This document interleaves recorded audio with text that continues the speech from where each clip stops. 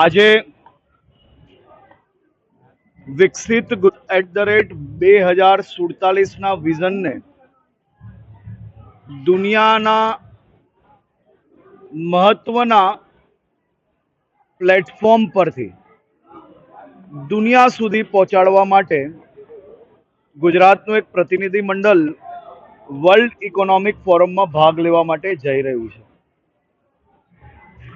world economic ફોરમમાં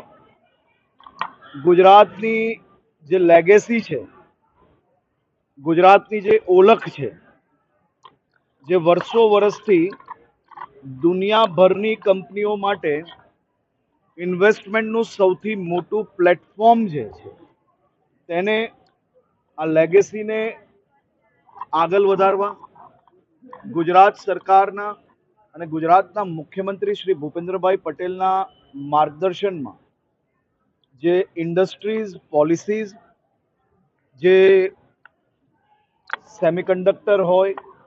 કે પછી લેટેસ્ટ મેન્યુફેક્ચરિંગ પ્લાન્ટ્સ હોય